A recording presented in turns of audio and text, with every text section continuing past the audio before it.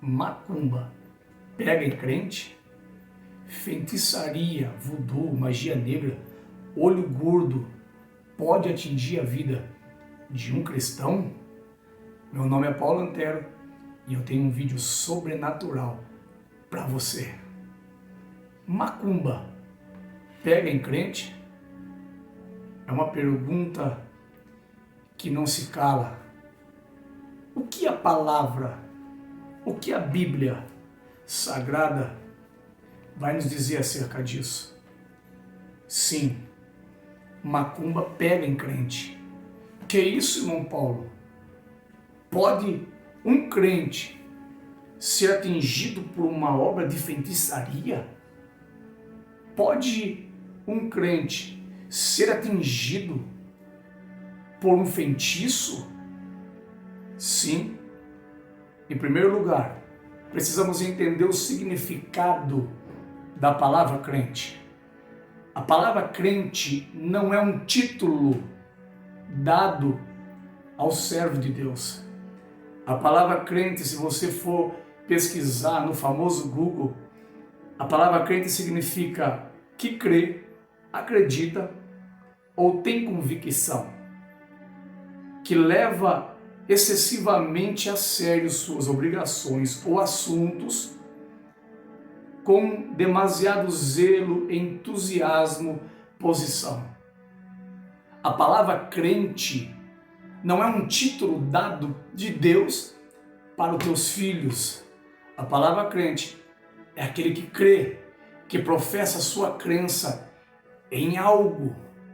Se você perguntar para 90% da população brasileira se eles creem em Deus, certamente 85%, 89% vai dizer: sim, eu creio em Deus. Se você perguntar até mesmo para alguns ateus, até o ateu vai dizer que crê em Deus. Mas, irmão Paulo, a Bíblia não diz que tem que ser crente? O único texto dado na Bíblia acerca da palavra crente foi quando Jesus exorta a Tomé por causa da sua incredulidade. Jesus disse assim: Tomé, não seja incrédulo, mas seja crente. Está em João, capítulo de número 20 e versículo de número 27. Depois disse a Tomé: põe aqui o dedo e vê as minhas mãos. Chega a tua mão e põe ao meu lado. Não seja incrédulo, mas crente. Jesus está exortando. Jesus não está dando um título ao teu servo. Jesus está dizendo para que ele seja crente, não incrédulo. Mas e cristão? Eu vejo muitos vídeos na internet de pessoas atacando os cristãos, dizendo que lançou um feitiço e conseguiu derrubar, conseguiu atingir a vida de um cristão. Cristão também não é um título dado de Jesus Cristo para a tua igreja. A palavra cristão veio pela primeira vez quando os discípulos estavam pregando para os gentios em Antioquia, que se encontra em Atos dos Apóstolos, capítulo de número 11, no seu versículo de número 26.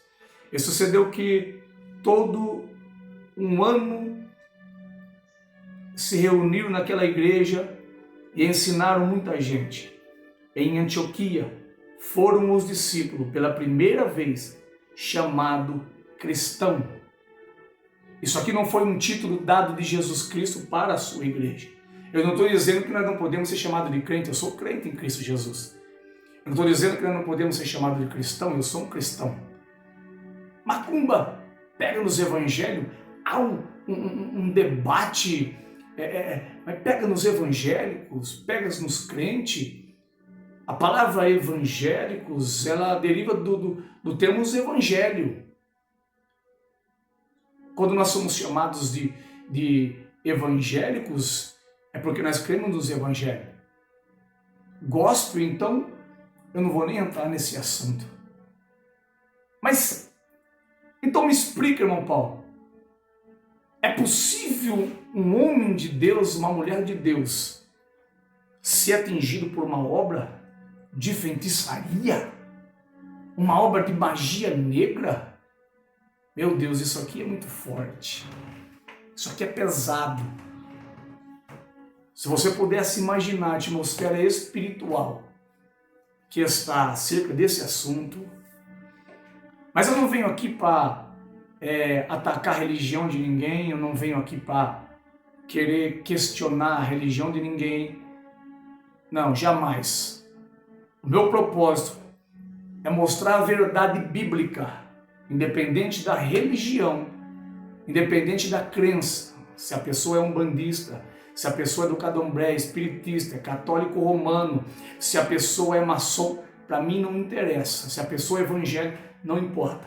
O que importa é o que a palavra nos diz. A minha vida não está pautada em que a religião diz, mas o que a palavra de Deus diz. Nós temos esse termo crente, usamos esse termo crente, todos são crente.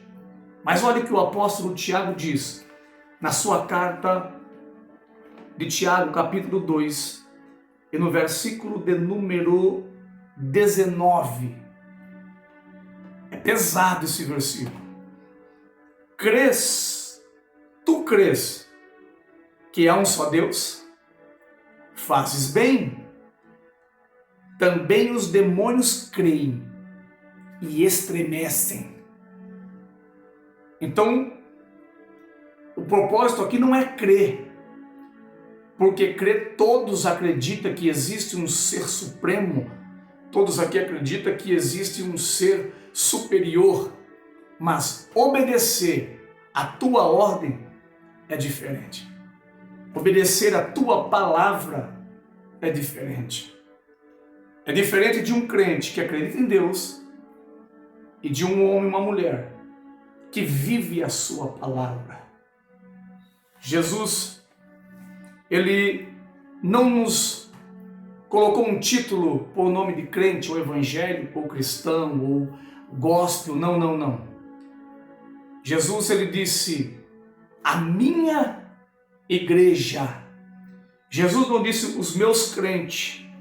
Mateus, capítulo de número 16, no seu versículo de número 18, quando Jesus está ali tendo um diálogo particular com Pedro, quando Jesus está tendo ali um diálogo íntimo com o apóstolo Pedro, ele vai dizer no capítulo de número 16 de Mateus, no versículo 18, pois também eu te digo que tu és Pedro, e sobre esta pedra edificarei a minha igreja. Foi o único que foi digno de dizer, a minha igreja. Eu tenho aqui 2 textos poderosos para você. O que a Bíblia diz, é possível um cristão ser atingido por uma obra de feitiçaria? Retaliação, a famosa retaliação existe? Sim. A famosa retaliação, o contragolpe das trevas, ele existe? Sim. Mas a igreja de Cristo, ela não pode ser atingida. Então me prove dentro da palavra, irmão Paulo. Vamos para a carta de Paulo aos Romanos, no capítulo de número 8. Não existe texto bíblico mais poderoso do que o outro. Não existe texto bíblico mais poderoso do que... Não. Versículo mais forte, não. Toda a Bíblia é divinamente inspirada, ela é poderosa. Não existe um texto mais... De Gênesis a Apocalipse, toda a palavra de Deus, ela é poderosa. Agora, em Romanos, capítulo de número 8, ele mata essa charada. Ele sela esta palavra. Pode um servo de Deus, pode um homem de Deus ser atingido por Satanás? Vamos ver o que o apóstolo Paulo nos diz. Primeiro, vem Jesus e diz que as portas do inferno não podem prevalecer contra a igreja. portas aqui é sinônimo de defesa, não é sinônimo de ataque. Preste bem atenção nisso. Olha a interpretação bíblica. Portas é sinônimo de defesa. O que significa? Que não é Satanás que vai atacar a sua igreja, mas é a igreja que vai atacar o reino das trevas. É a igreja que vai para cima. Então não é Satanás que vai atacar a sua igreja. É por isso que Jesus fala que as portas do inferno não prevalecerão. Ou seja, Satanás, a única coisa que ele vai fazer é fechar as portas. Ele vai tentar bloquear todas as saídas, todos os meios, todos os recursos. Mas a igreja vai vir para cima. E o Senhor Jesus Cristo falou para Pedro: Pedro, a minha igreja, as portas do inferno não vai prevalecer, Pedro, contra a minha igreja. Não, a igreja vai para cima. Ainda que Satanás vai fechar as portas, mas a igreja tem autoridade dada por Jesus Cristo para destruir os aguilhões do inferno e da morte e meter o pé na porta. Foi essa autoridade que Jesus deu à sua igreja. O poder dado a Satanás é para amarrar, é para fazer sinais e prodígios, é para fechar as portas. Esse é o poder dado ao diabo. O poder dado para a igreja é para desfazer. É uma licença para desfazer os feitos e prodígios de Satanás. O diabo fecha a porta e a igreja abre a porta. Ela arromba a porta e vai para cima. Essa é a autoridade que Jesus deu para a igreja. Jesus disse que em Marcos capítulo 16 que esses sinais seguiriam os que crêem. Em meu nome expulsariam os demônios. Serpentes e escorpiões nós pisaríamos em cima. Está falando aqui de uma caça demoníaca, de uma hierarquia demoníaca. Esse é o poder dado pela igreja. A igreja não pode ser atingida. Um homem e uma mulher de Deus não pode ser atingido por uma retaliação do inferno. A retaliação existe, mas não pode ser atingida a tua igreja. Ela pode atingir o crente, ela pode atingir o evangelho, mas a igreja de Cristo tem uma promessa estabelecida sobre ela. Vamos ver? Romanos capítulo de número 8. Portanto, agora, nenhuma condenação há. Olha que coisa extraordinária. Nenhuma condenação há. Para os crentes, não. Para os cristãos, não. Para os gospels evangélicos, não. Porque hoje todo mundo é evangélico. Todo mundo, onde você vai, é evangélico. A pessoa frequenta o centro espírita e é evangélico. A pessoa está procurando malefícios em encruzilhadas, fazendo mal pelas pessoas e também é evangélico. Virou moda ser evangélico. Virou moda ser um cristão. Eu sou crente. Todo mundo agora é crente. Mas servo de Jesus Cristo, igreja de Jesus Cristo, é outra história. Portanto, nem agora nenhuma condenação há para os que estão em Cristo Jesus, que não andam segundo a carne, mas segundo o Espírito. Paulo está dizendo assim, que aquele que nasceu de novo, ele não anda mais na carne, mas sim no homem interior. Porque quem nasce de novo não é a sua carne nunca vai se converter, meu amigo. A sua carne vai ser transformada naquele dia. Carne não se converte, carne se mortifica, carne mata. Como? Com oração, jejum, palavra. Você mortifica a carne.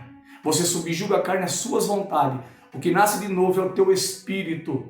Lembra em João capítulo 3 o que Jesus falou para Nicodemos? Quando ele veio ter com Jesus à noite e Jesus começa a conversar com ele, diz assim: rapaz, aquele que é nascido da carne é carne, mas o que é nascido do Espírito, ele é Espírito.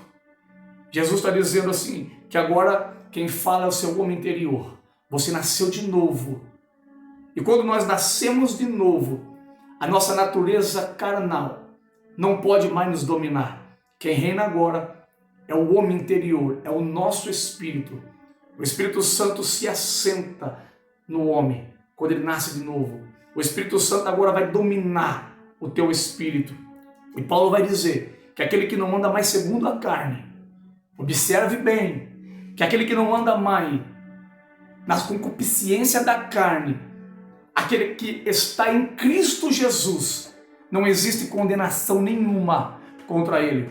Maldições hereditárias que veio seguindo de pai, que veio seguindo de mãe, quando você nasce de novo, cai por terra.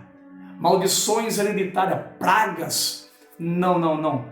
Pode fazer o que quiser contra a vida daquele que não anda mais segundo a carne, mas segundo o Espírito. Não existe contentamento, não existe encantamento, não existe olho gordo, não existe inveja. Pode colocar o teu nome na boca do sapo, pode fazer o que quiser, vai perder tempo. Porque aquele que está em Cristo Jesus é guardado pelo sangue do Cordeiro. Mas há um contestamento acerca disso. Por que eu tenho visto muitas pessoas sair para o campo de batalha e voltar ferido? Eu tenho visto pessoas entrar em campanhas, propósitos espirituais e no decorrer do dia ser atingido por uma seta, por uma retaliação. Mas como assim? A pessoa faz uma visita, expulsa o demônio, ela tem autoridade, ela usa a autoridade no nome de Jesus, o demônio sai, a pessoa é liberta, mas no outro dia ela cai de cama. 5 dias de cama. Tem pessoas que vai para o campo de batalha, vomita, tem diarreia, passa mal, chega a cair no hospital. Outros desfalecem, a tua família é destruída, perde ministério, se desvia dos caminhos do Senhor, porque foi retalhado. Mas como assim? Se eu estou em Cristo, se a palavra está em mim, como é que pode, se me atingir, atingiu a Cristo? Mas como é que pode então, irmão Paulo, uma retaliação atingir? Paulo vai dizer em Efésios capítulo 6, no versículo de número 10, acerca das armaduras, que o cristão, quando ele vai para o campo de batalha, ele está revestido por toda a armadura. Então você vai observar que antes de chegar aos Efésios capítulo 6, versículo 10, antes de colocar as armaduras, Paulo vai mostrar na carta aos Efésios quem é a sua igreja, a posição e a condição da tua igreja. A condição de uma igreja salva, vitoriosa, e a posição de uma igreja, de um soldado, de uma igreja vencedora. Mas antes de chegar nas armaduras, o apóstolo Paulo vai ensinar a tapar as brechas, a não dar lugar para o diabo, a guardar a tua boca, a fechar todas as brechas, ser obediente ao teu Senhor. Vai ensinar o marido a amar a tua esposa, vai ensinar a tua esposa a ser submissa ao teu marido, teus filhos a obedecer pai e mãe, os teus pais não aborrecer seus filhos. Ele vai ensinar você a fechar as portas em todas as áreas da sua vida, para que quando você for para um campo de batalha, na retaliação, Satanás não te atinge. Porque se ele encontrar uma brecha, o inimigo, ele não precisa de uma porta, ele só precisa de uma brecha. Eu vejo pregadores que pregam em culto de libertação e no outro dia cai sobre uma cama enfermo.